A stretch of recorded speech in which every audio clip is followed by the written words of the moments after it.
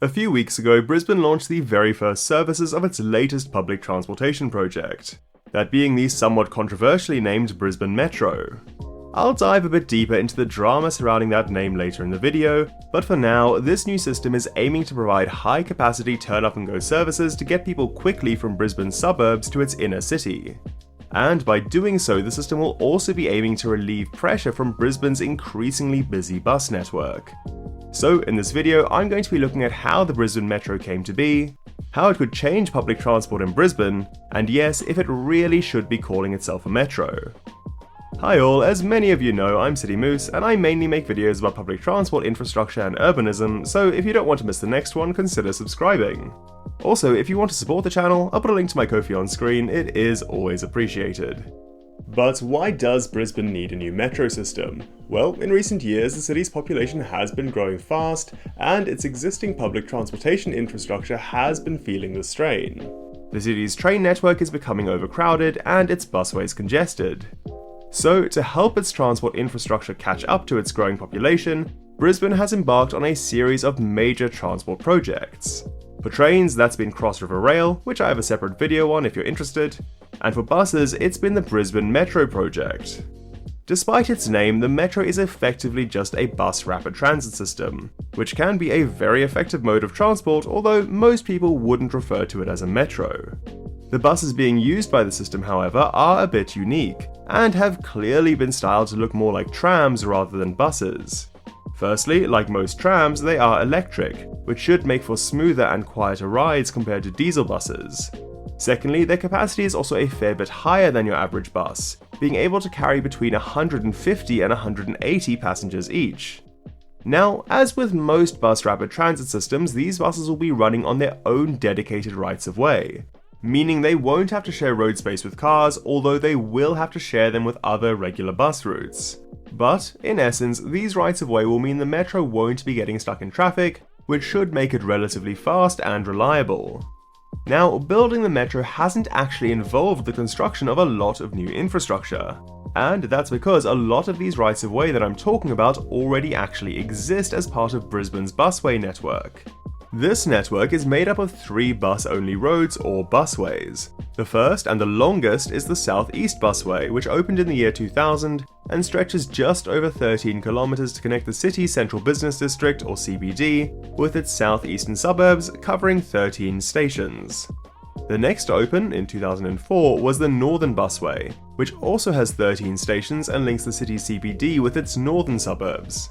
It's worth noting, however, that this busway is split in two, the Inner North Busway and the Northern Busway, and that there is a gap in between them where the buses have to run along regular mixed-use traffic roads. Finally, the last busway to open, and the smallest of the bunch, is the Eastern Busway. This is the only route not to connect with the city's CBD and runs an east-west route from the University of Queensland across the Brisbane River to Langlands Park, covering 6 stations. These busway stations are a fair bit fancier than your typical bus stop. They feature a large shelter, a decent amount of seating, and screens giving live bus departure times. The underground ones even feature platform screen doors, which helps prevent the waiting areas from getting clogged with diesel fumes. But how is the Metro going to be any different to these existing busways? Well, in many ways it's not going to be. It'll really just be adding 2 new special Metro bus services onto the existing infrastructure. The first one, simply called Metro 1, is going to be using the South East Busway to run from the existing station at 8 Mile Plains up to Roma Street Station, while Metro 2 will be using the Northern Busway to run from the Royal Brisbane and Women's Hospital Station to Maida Hill, before using the Eastern Busway to continue on to UQ Lakes. That said, apart from these specialised tram-style vehicles, there are a few other infrastructure improvements being made as part of the project. Perhaps the most significant is the new bus tunnel being built beneath Adelaide Street in the Brisbane CBD. This tunnel is relatively short, being just over 200 metres, but fills in a major missing link in Brisbane's public transport network. That's because it will finally properly connect the southeast and northern busways, allowing buses to continue between the 2 busways at King George Square Station. Other important works include a new bus depot for the new Metro vehicles, as well as various station upgrades. Most of these are just adding end-of-route charging facilities to allow the new electric Metro buses to charge, But the cultural centre station is getting a major overhaul with improved platform access as well as better footpaths, bike lanes and new public spaces. The last major infrastructure improvement worth mentioning is on the Victoria Bridge that connects Brisbane CBD to South Bank. This bridge will no longer be carrying car traffic and will be changed to be exclusively for buses, cyclists and pedestrians.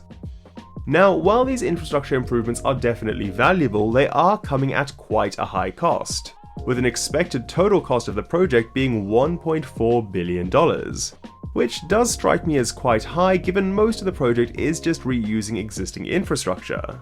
For a point of comparison, for a similar cost of around $1.6 billion, Perth has been able to build their Ellenbrook railway line, which spans 21 kilometres and includes 5 completely new stations, which does seem like a bit better value for money to me.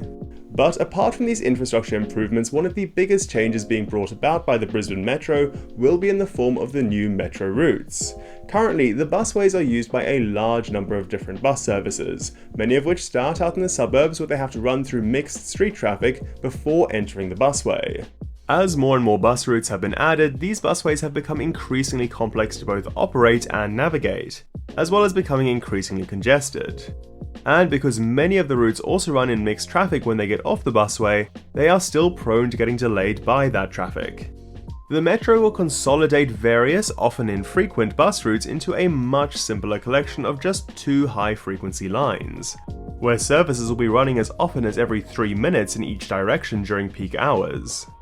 This consolidation should reduce the number of buses running down the busways, and because the Metro vehicles are higher capacity than a typical bus, this will help boost the capacity of the busways as a whole. Unlike the other bus routes, the Metro lines will also never leave the dedicated right-of-way of the busways, meaning they won't be delayed by traffic and should, as a result, be pretty reliable.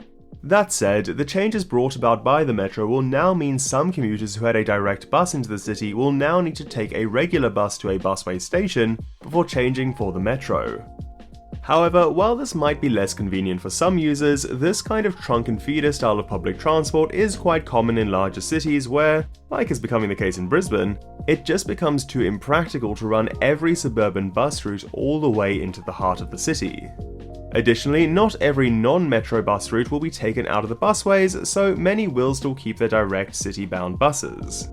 However, for those commuters who will now be needing to make transfers, it is important the other suburban bus routes are improved as well.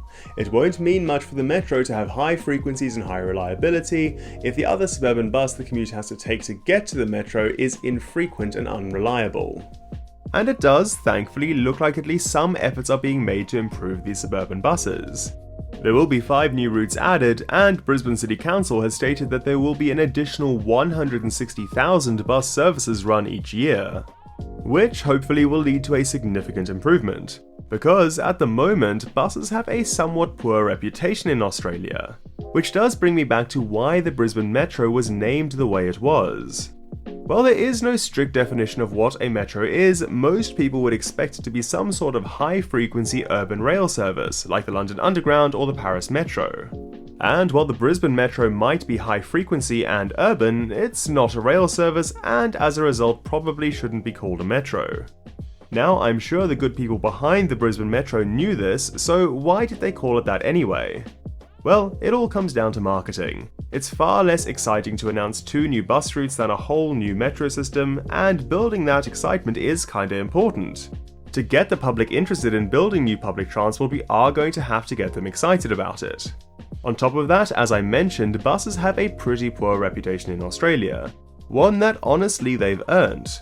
Many of our suburban bus routes are slow, infrequent, and can be very unreliable, often getting caught in traffic.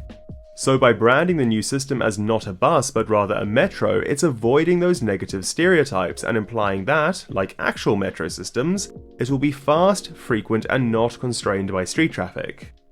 Time will tell if this branding makes a difference. The system is set to fully launch by the end of the year, although currently it has partially launched with the new metro vehicles being used on the current 169 bus route.